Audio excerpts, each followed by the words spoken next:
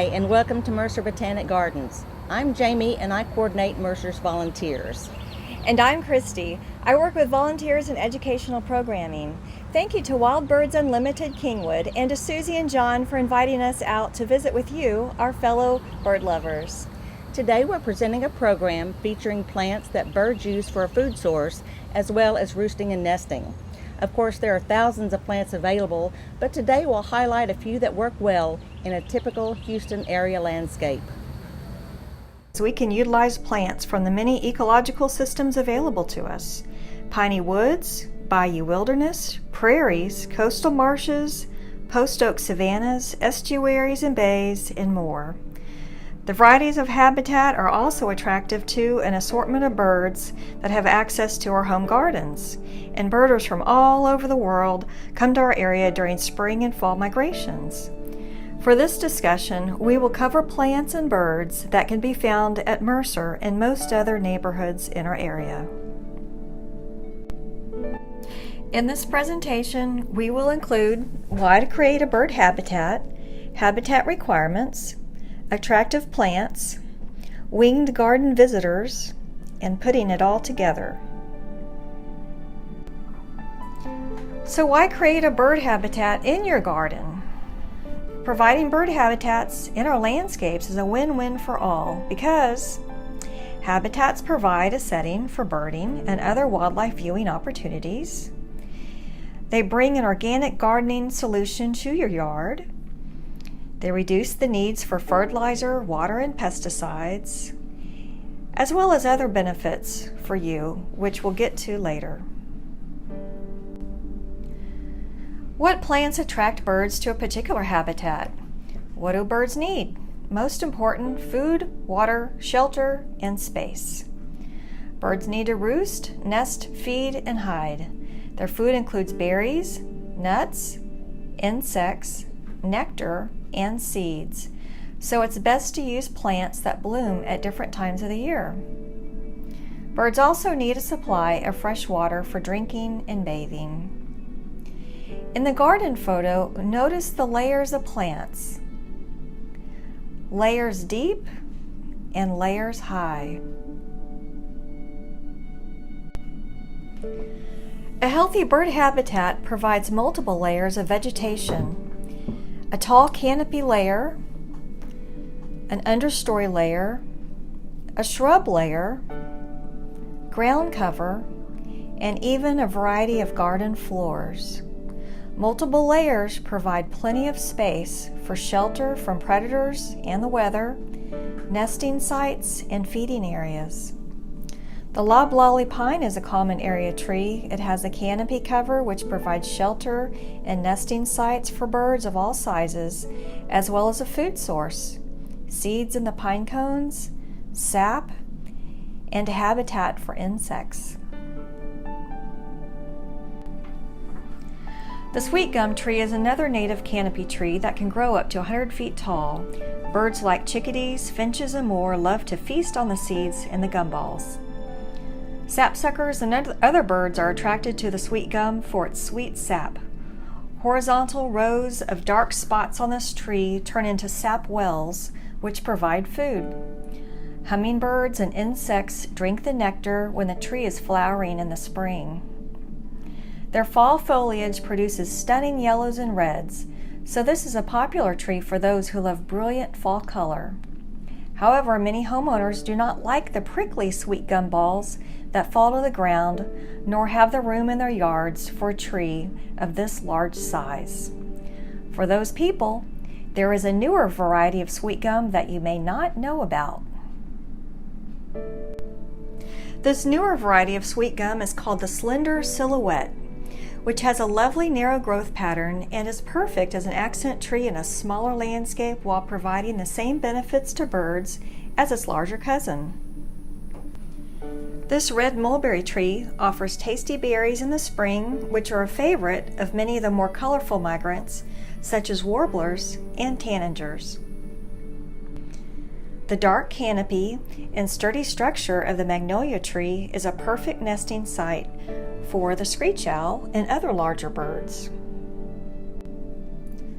The eastern redbud is a popular understory tree that can grow up to 30 feet tall. The sweet nectar of the spring flowers attract hummingbirds and insects. It's also a great nesting and perching site for small to medium-sized birds. The parsley hawthorn is an understory tree that has thorny branches and foliage that resembles parsley. Its spring flowers attract butterflies and bees, and the fruits will attract fruit-eating birds like cedar waxwings who love the hawthorn berries. Songbirds such as cardinals will use the tree for nesting and shelter. The weeping Yupon holly, known for its downward growing branches, is another understory tree that offers evergreen color and bright red berries. If you have one of these lovely trees in your garden, you probably have seen mockingbirds, chickadees, wrens, and more. The berries and seeds of the smooth sumac, another understory tree, are consumed by many types of birds as well as small mammals.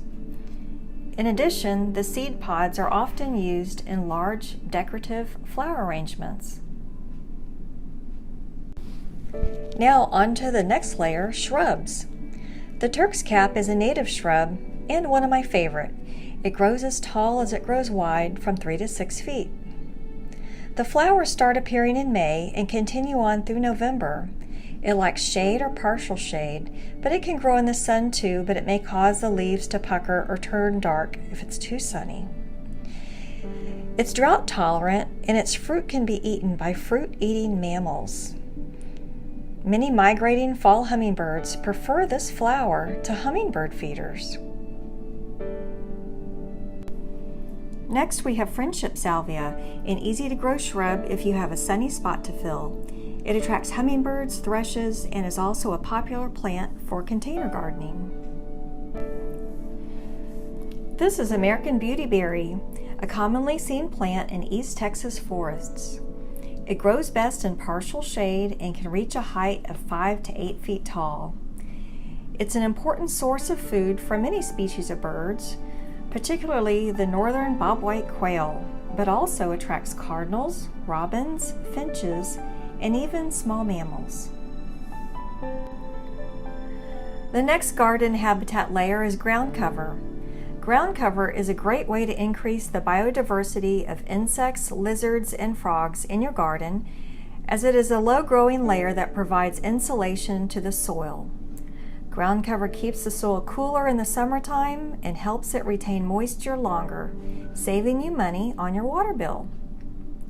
Although there are dozens of varieties of lantana available, Texas lantana is the best for birds that live and migrate in our area.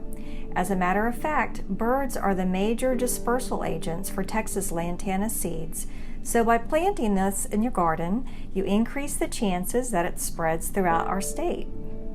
Hummingbirds and insect-loving birds also benefit from Texas lantana, and as a bonus, it also does well in containers. Here we see the giant coneflower, another native plant that is important to local and migrating birds. It's a sun-loving flower that grows up to 7 feet tall. It attracts migrating birds like summer tanager and hummingbirds that eat insects attracted to the blooms, as well as blue jays, cardinals, goldfinches, and other seed-loving birds. It's important not to cut the spent bloom off so it dries into a seed source for the spring.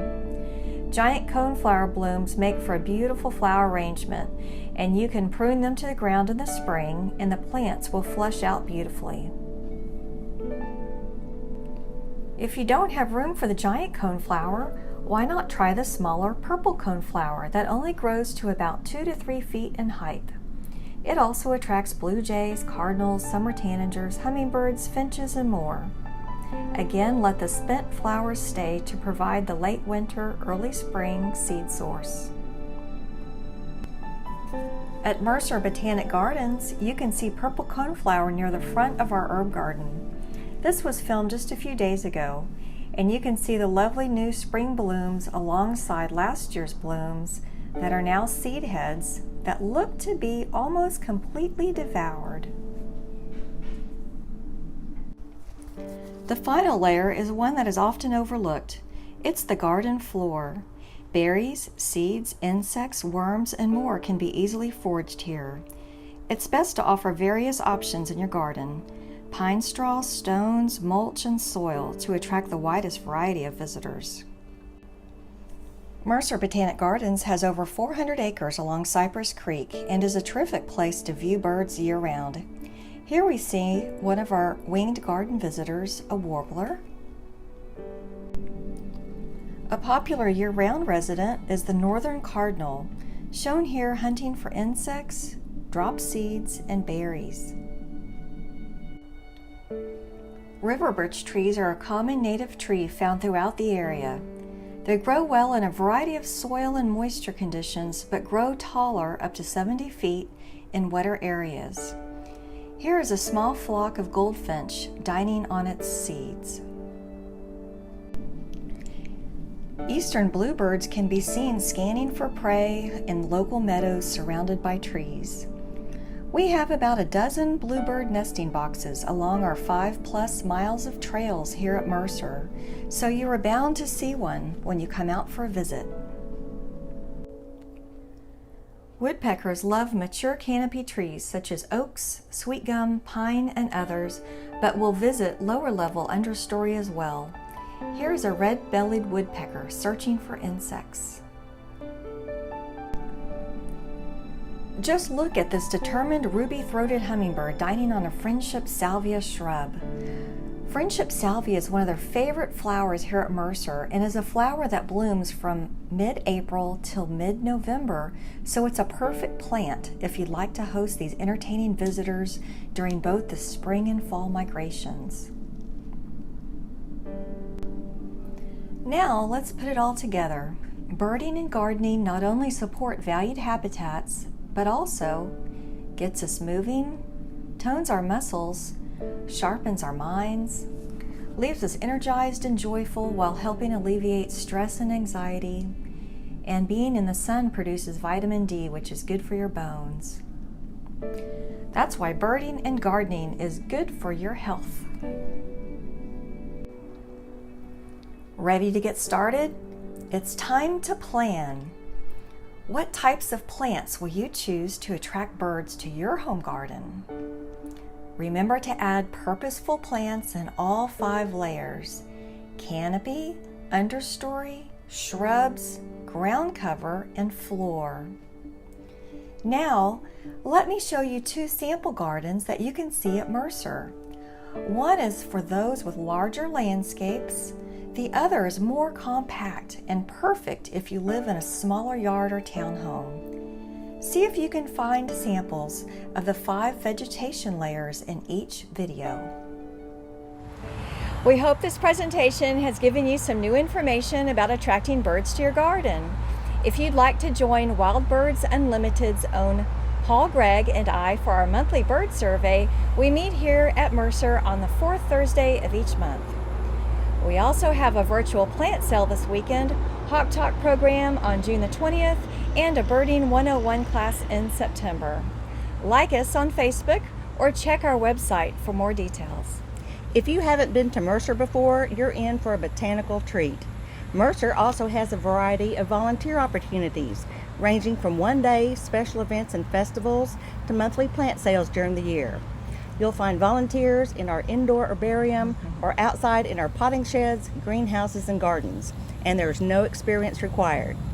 To see a full listing of Mercer's volunteer opportunities, visit the Volunteer Houston website at volunteerhou.org. You can also call Mercer directly at 713-274-4160 for more information. Thanks for watching, and thank you again to Wild Birds Unlimited Kingwood for inviting us out today. We hope to see you and your family soon at Mercer Botanic Gardens.